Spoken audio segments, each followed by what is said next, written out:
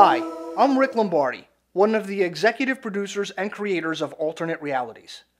Alternate Realities is a concept for a new TV show that explores the natures of New Age and worldview topics. The show is designed as both a reality show and an educational program. It's educational in that it is very much like a thinking person's version of a paranormal 60 Minutes, in that it seeks opinions by various professional practices on supernatural and scientific phenomena. The show follows the research exploits of our hostess, who seeks answers to today's most stimulating questions. The show also explores the opinions of everyday people, as is seen in the Girls' Night sequence. So with that, enjoy our exciting new world of alternate realities.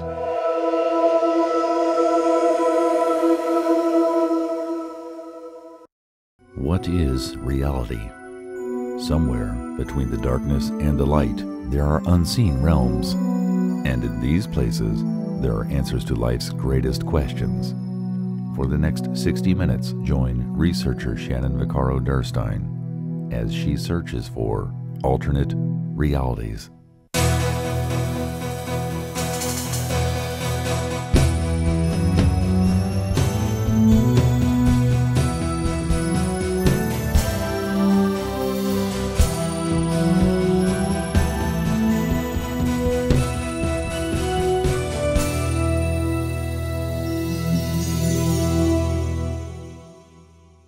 Friends gathering on a Sunday afternoon. Sometimes common human experiences open consciousness to deeper realities. Like in a past life, I'd walked through that place blindfolded or something. So you believe you've lived in a past life?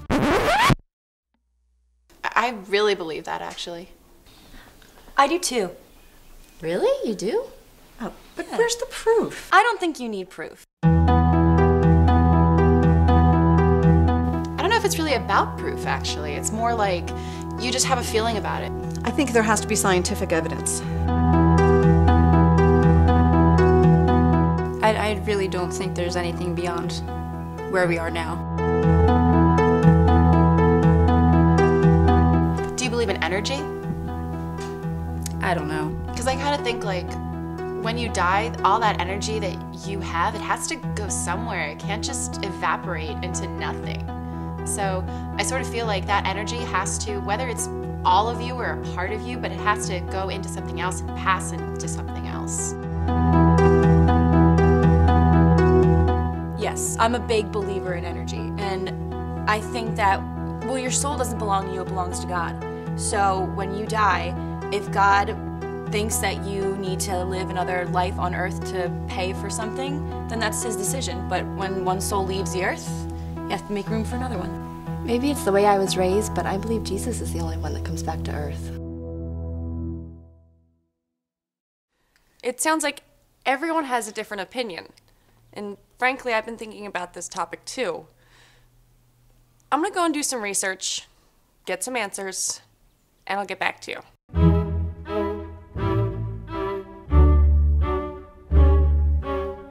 I decided to visit my friend Mary Louise.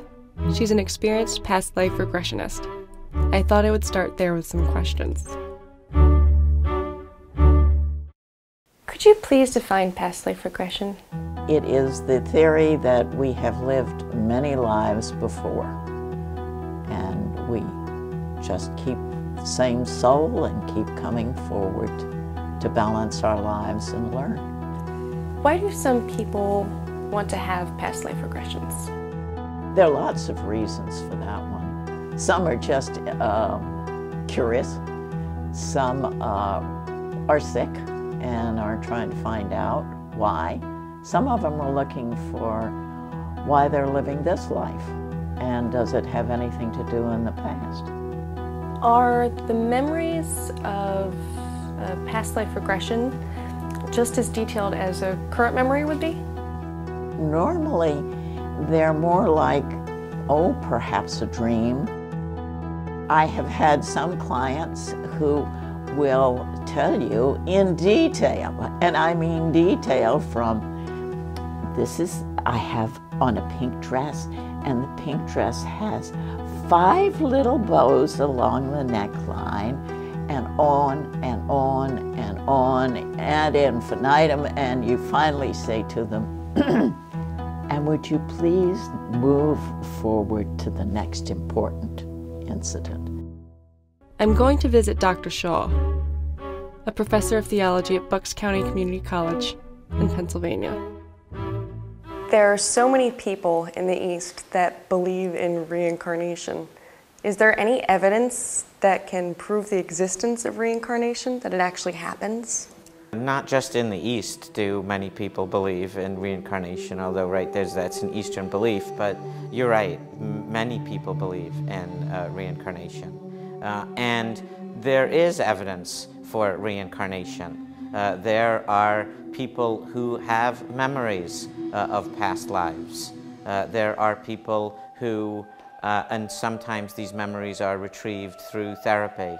There is also this phenomenon called xenoglossy, where a person will speak an unknown language sort of automatically, and it is things like this which cry out for explanation, and people who believe in reincarnation say that these things are evidence for reincarnation.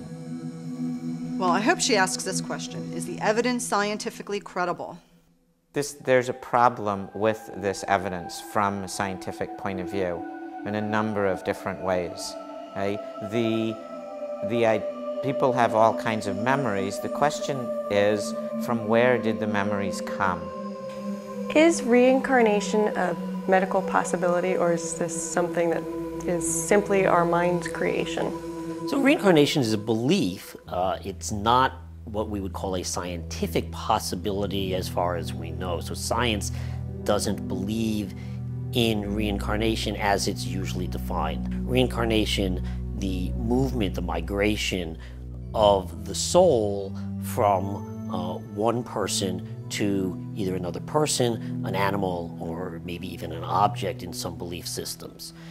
So for a scientist to believe in that, first you'd have to believe that we can locate the soul and that it could move. And the science world, the medical world, has no idea where the soul is, if it is, where it resides. The closest thing we might have is consciousness. So that psychiatrists, we would talk about, or physicians, we would talk about someone being conscious or not conscious in both a physiological sense and maybe even in a more lay definition of consciousness in terms of awareness. But we don't have any location for the soul, so before we would believe that it could actually move, we'd have to be able to identify where it is.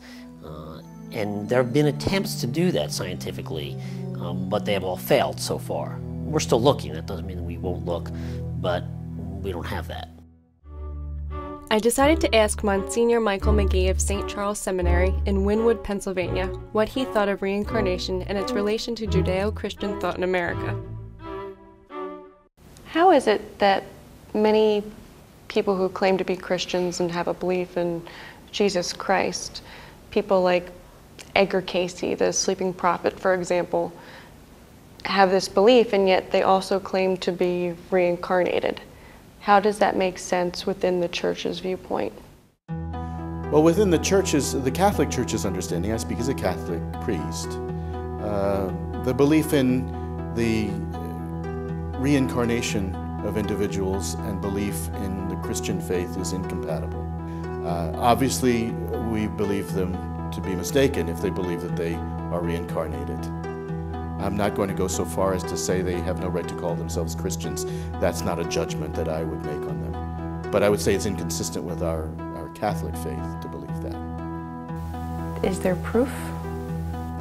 I think many people would say yes. I don't really care whether there's proof or not. If it works, what's the difference? I hope she asked this question. With all these religions and different beliefs, is there a middle ground?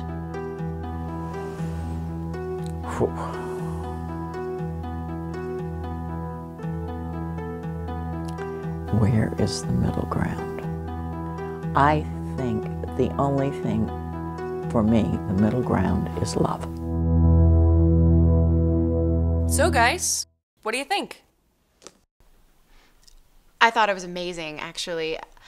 I'm really interested in what Mary Lou is trying to do. It's that I would really love to have a session with her to see what kind of stuff she could find in something like one person's life, like mine. I really think the evidence requires more research. See, for me, I don't think my mind's changed. My mind hasn't changed. The Monsignor was pretty clear. I think there's a way science and religion can coexist together. Science has proven religious events before, and Dr. Kay said it. So I think it's only a matter of time before science proves these theories again. I think there are alternate realities out there. I'll keep you guys informed.